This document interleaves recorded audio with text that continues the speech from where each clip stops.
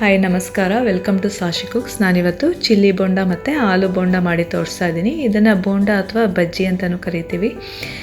ಇದಕ್ಕೆ ನಾನು 1/4 ಕಪ್ಪು ಕಡಲೆ ಹಿಟ್ಟು ಹಾಕ್ಕೊಂಡಿದ್ದೀನಿ. ಹಾಗೆ 1 ಸ್ಪೂನ್ ಕಾರ್ನ್ಫ್ಲೋರ್ ಹಾಕ್ತಾಯಿದ್ದೀನಿ. 1/2 ಟೀ ಸ್ಪೂನ್ ಅಜ್ವೇನ್ ಹಾಕಿದ್ದೀನಿ. ಹಾಗೆ ಪಿಂಚಪ್ ಸೋಡಾ ಹಾಕಿದ್ದೀನಿ.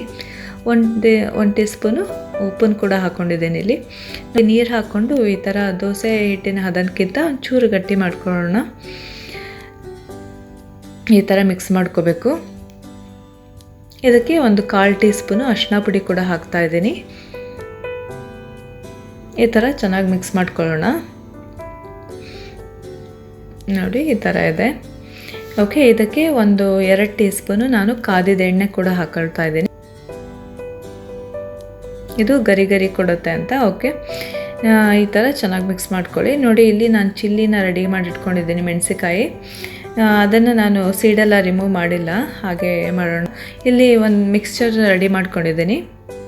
ನೋಡಿ, 1 ಈರುಳ್ಳಿ ತೊಗೊಂಡಿದ್ದೀನಿ. ಹಾಗೆ ಸ್ವಲ್ಪ ಕೊತ್ತಂಬರಿ ಸೊಪ್ಪು ತೊಗೊಂಡಿದ್ದೀನಿ. ಅದಕ್ಕೇ ಒಂದು ಅರ್ಧ ಟೀ ಸ್ಪೂನ್ ಉಪ್ಪು, ಅರ್ಧ ಟೀ ಸ್ಪೂನ್ ಖಾರದ ಪುಡಿ, ಹಾಗೆ 1 ಟೀ ಸ್ಪೂನ್ ಅಥವಾ 2 ಟೀ ಸ್ಪೂನ್ ಲೆಮನ್ ಜ್ಯೂಸ್ ಹಾಕ್ಕೊಂಡು ಚೆನ್ನಾಗಿ ಮಿಕ್ಸ್ ಮಾಡಿ ಇಟ್ಕೊಳ್ಳಿ. ಓಕೆ, ಈಗ ನೋಡಿ ಮೇಲೆ 1-2 ಡ್ರಾಪ್ ಹಿಟ್ಟನ್ನು ಬಿಟ್ಟು ನೋಡಿ. ಅದು ಮೇಲೆ ಬಂದ ತಕ್ಷಣವೇ ನಾವು ಎಣ್ಣೆ ಕಾದಿದೆ, ಬೋಂಡಕ್ಕೆ ರೆಡಿ ಆಗಿದೆ ಅಂತ ನೋಡಿ. ಈಗ ಚಿಲ್ಲಿ ಬೋಂಡನ ಹೀಗೆ ಹಿಟ್ಟಿಗೆ ಅದು ಬಿಡ್ತಾ ಇದ್ದೀನಿ.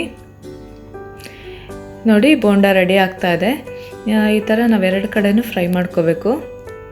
ಅದು ಒಂಥರ ಗೋಲ್ಡನ್ ಕಲರ್ ಬರೋ ತನಕ ಫ್ರೈ ಮಾಡ್ಕೊಳ್ಳಿ ನೀಟಾಗಿ. ನೋಡಿ, ಚಿಲ್ಲಿ ಬೋಂಡ ಹೀಗೆ ರೆಡಿ ಆಗ್ತಾ ಇದೆ. ಬ್ಯಾಟರ್ ಕನ್ಸಿಸ್ಟೆನ್ಸಿ ನೋಡಿ ಈ ಥರ ಇರಬೇಕು. ನೋಡಿ, ಬೋಂಡ ಇದೆ. ನೋಡಿ, ಇಲ್ಲಿ ಚಿಲ್ಲಿ ಬೋಂಡ ರೆಡಿ ಆಗಿದೆ. ಇದರೊಳಗೆ ನಾವು ಮಿಕ್ಸ್ಚರ್ ಮಾಡ್ಕೊಂಡಿದ್ವಲ್ಲ, ಅದನ್ನು ಇಟ್ಕೊಂಡು ತಿಂದರೆ ತುಂಬ ಟೇಸ್ಟಿಯಾಗಿರುತ್ತೆ. ನೀವು ಕೂಡ ಈ ಥರ ಟ್ರೈ ಮಾಡಿ.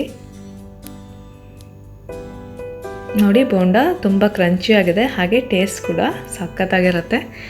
ಅದರಲ್ಲೂ ನಾವು ಈ ಮಿಕ್ಕೊಂಡು ತಿಂದರೆ ಆಹಾ, ತುಂಬ ಚೆನ್ನಾಗಿರುತ್ತೆ. ಮಾಡಿ ನೋಡಿ.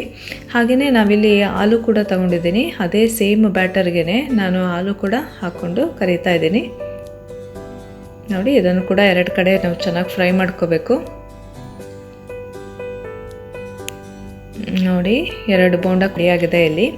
ನೀವು ಕೂಡ ಟ್ರೈ ಮಾಡಿ ಇದನ್ನು. ನೋಡಿ, ಇದು ಕ್ರಂಚಿಯಾಗಿ ಹಾಗೆ ತುಂಬ ಟೇಸ್ಟಾಗಿರುತ್ತೆ. ಇದು ನೀವು ಸ್ನ್ಯಾಕ್ಸಿಗೆ ಹಾಗೆ ಊಟದ ಸೈಡ್ ಡಿಶ್ಗೆಲ್ಲ ಮಾಡ್ಕೊಂಡು ತಿನ್ಬೋದು. ಎಂಜಾಯ್ ಮಾಡಿ. Thanks for watching.